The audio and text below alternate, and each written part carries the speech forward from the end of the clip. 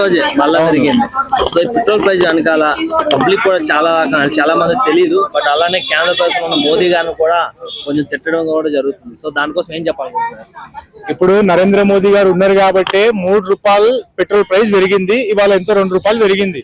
తిప్పి కొడితే మన దేశంలో కేవలం ₹5 పెరిగింది.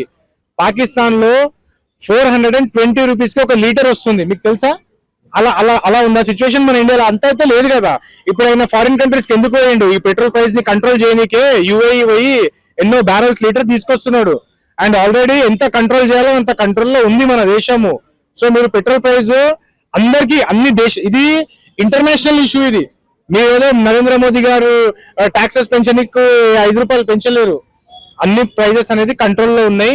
మీరు అనుకుంటారు ఏదో ₹5 పెంచారని, అది ఏం లేదు. వేరే దేశాలకి కంపేర్ చేస్తే మన దేశంలో అది నథింగ్. అది మీరు వేరే దేశాల పెట్రోల్ ప్రైస్ కంపేర్ చేసిన తర్వాత మన దేశం ప్రైస్ కంపేర్ చేయండి, మీకు తెలుస్తుంది.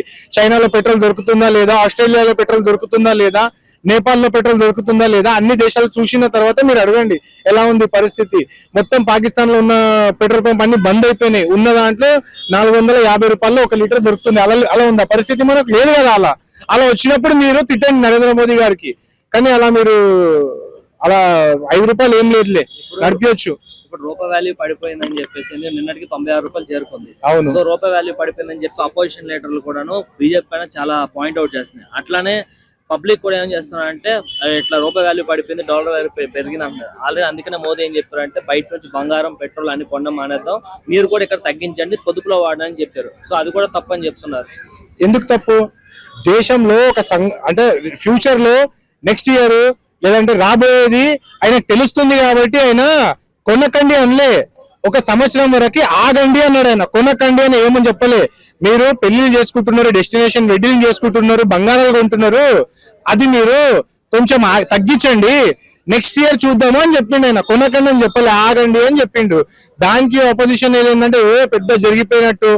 దేశంలో ఒక ప్రాబ్లం వస్తుందని వాళ్ళకి అర్థమవుతుంది కాబట్టి వాళ్ళు ఏమంటున్నారు, కొంచెం ఆపండి. ఆపితే ఏంటంటే ఉన్న ప్రాబ్లమ్స్ ని మనం కంట్రోల్ చేసుకోవచ్చు కాబట్టి ఆయన అలా చెప్పారు. దాంట్లో తప్పు లేదు. దాంట్లో ఇప్పుడు మీరు పెట్రోల్ అనేది మన కంట్రీలో దొరకదు, బయటకెళ్ళి తీసుకోవాలంటే మనం ఉన్న డాలర్ రిజర్వ్ అనేది ఇస్తేనే మనకు పెట్రోల్ డీజిల్ వస్తుంది. మన ఉన్న డాలర్లన్నీ ఫారిన్ కరెన్సీ అంతా మన దగ్గర ఉన్న రిజర్వ్ అంది మనం బయట పంపించేస్తే మన రూపీ వాల్యూ పడదా? సో అంతే కదా. మీరు ఫారిన్ ప్రొడక్ట్స్ వాళ్ళని ఆపేయండి, మన దగ్గర ఉన్న డాలర్ రిజర్వ్ ని కాపాడండి. సో రూపీ పడదు. అదే దానికి బేసిక్ నాలెడ్జ్ కూడా ఉండదు. ఇష్టం ఉన్నట్టు మాట్లాడేస్తారు. రూపీ పడిపోతుంది అంటారు. ఎందుకు పడుతుంది అనేది దాని గురించి నాలెడ్జ్ ఉండదు. రూపీ పడిపోతుందని చెప్పేసి ప్రజలు కూడా ఓన్లీ ఇది బీజేపీ గవర్నమెంట్ అని ఎలిగేషన్ చేస్తున్నారు. అవును. ఇప్పుడు చైనాలో కూడా మనలాంటి పబ్లిక్ అక్కడ కూడా ఉంది. వాళ్ళు ఏం చేస్తున్నారంటే వాళ్ళ ఓన్ మ్యానుఫాక్చరింగ్ ఏవైతే ఉన్నాయో, ఇప్పుడు మనం మేక్ ఇన్ ఇండియా ఎలా అయితే మోదీ గారు చెప్పిన వాడమని చెప్తున్నాం, అలానే వాళ్ళు కూడా మేక్ ఇన్ చైనా ప్రొడక్ట్స్ వాడుతున్నారు. సో మోదీ గారు కూడా అదే చెప్పారు, మన ఇండియన్ కరెన్సీ వాల్యూ కానీ మళ్ళీ మన ఇండియా డెవలప్ అవ్వడానికి కానీ మనమే ముఖ్య కారణం అవుతాం. సో ప్రజలు కూడా అది విని మన ఇండియన్ ప్రొడక్ట్స్ కొనాలి తప్ప ఫారిన్ ప్రొడక్ట్స్ పైన ఎక్కువ డిపెండ్ అవుతున్నాం. అలాంటప్పుడు బీజేపీ మీద ఎక్కువ ఎలిగేషన్స్ చేయడం కూడా తప్పే కదా. అలాంటి ఈ ఫాల్తూ ఆపోజిషన్ ఉన్నందుకు వల్లనే మన దేశం ఇలా పాడైపోతుందండి.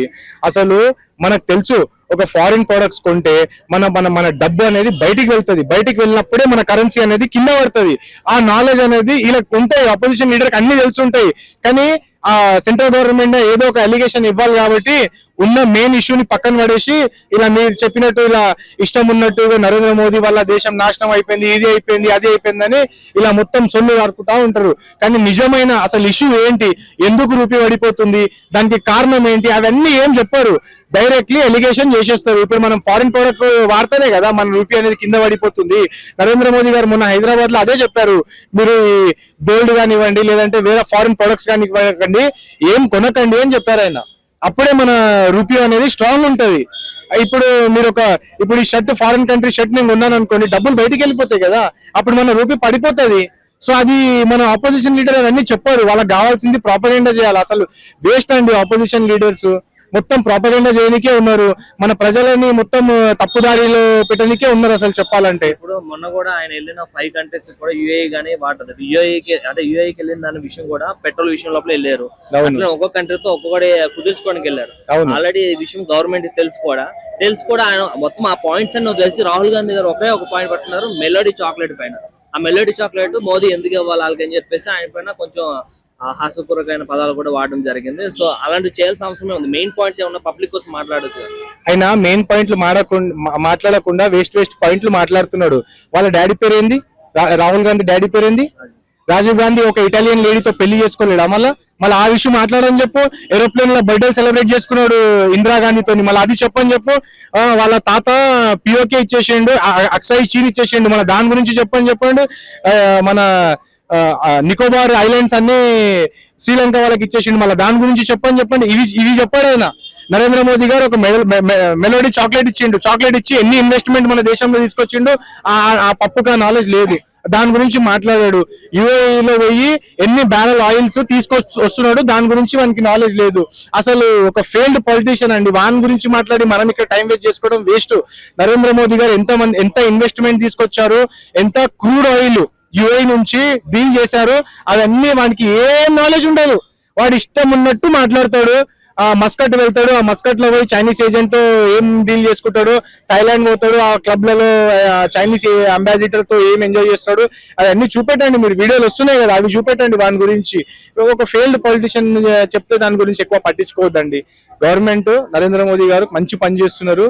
మన దేశము ఏదైతే ఫ్యూచర్ లో అంటే నెక్స్ట్ ఇయర్ ఇంకొక 5 years లో సేఫ్ ఉండాలని ఏదైతే ఇప్పుడు ఫారిన్ కంట్రీస్ వెళ్ళారో, మన దేశానికి ఆయిల్ ఇంకా ఇన్వెస్ట్మెంట్ ఏమేమి కావాలో ఫ్యూచర్ సెక్యూర్ గురించి ఆయన వెళ్ళాడండి. అసలు దాని గురించి వెళ్ళిండు ఆయన.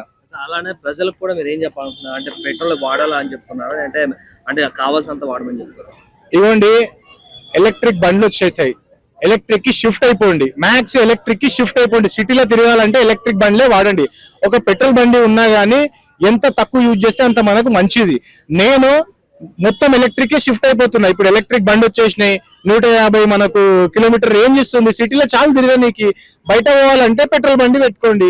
ఆల్రెడీ అన్ని ఇప్పుడు ఎలక్ట్రిక్ వచ్చేసాయి కదా. మనము ఫారిన్ కంట్రీస్ లో మ్యాక్స్ ఎలక్ట్రిక్ బండ్లే యూజ్ చేస్తున్నారు. మనం కూడా షిఫ్ట్ అవుదాం కదా. ఎలక్ట్రిక్ వచ్చేసాయి. కాకపోతే మన దేశంలో ఎలక్ట్రిక్ బండ్లు అనేది ఇంకా అడ్వాన్స్ గా టెక్నాలజీ పెరగాల. ఇప్పటి నుంచే మనం స్టార్ట్ చేస్తే రాబోయే 2030లో మనము కంప్లీట్లీ ఇప్పుడు ఇండియన్ రైల్వేస్ ఒకప్పుడు ఎలక్ట్రిక్ లేకుండే, ఇప్పుడు కంప్లీట్లీ 90% ఇండియన్ రైల్వేస్ అనేది ఎలక్ట్రిఫికేషన్ అనేది చేసేసారు. అలానే మనం కూడా ఇప్పుడు పెట్రోల్ యాక్టివ్ వాడకుండా ఎలక్ట్రిక్ యాక్టివ్ వాడదాం, ఎలక్ట్రిక్ బండ్లు వాడుకుందాం. అప్పుడు మన దేశం బాగుపడుతుంది అండి. ఎలక్ట్రిక్ వాడాలనుకున్నా సార్, ఎలక్ట్రిక్ ఇప్పుడు వెహికల్స్ ఎక్కడ అయిపోతే ఛార్జింగ్ కి కొన్ని మిషన్స్ పెడుతున్నారు రోడ్ల పైన. అవును. సో అలాంటి పెట్టిన దగ్గర వాటి గన్స్ వస్తాయి కదా, ఆ గన్నులు దొంగతనం చేసుకుని వెళ్ళిపోతున్నారు. ఇంకేం చెప్తారు? మన దేశంలో first of all civic sense లేదు. అండ్ మాక్సిమం రోహింగ్యాలు, బంగ్లాదేశీలు ఉన్నారు, వాళ్ళు ఉన్నారు. ప్లస్ కొన్ని సివిక్ సెన్స్ లేని ప్రజలు ఉన్నారు, పేదలు ఉన్నారు. అలాంటి పనులు చేసినప్పుడు మన పోలీస్ వ్యవస్థ పట్టుకొని ప్రజల ముందు తన్ని వానికి శిక్ష ఇస్తే వేరేటోడు చెయ్యడు అలాంటి పనులు.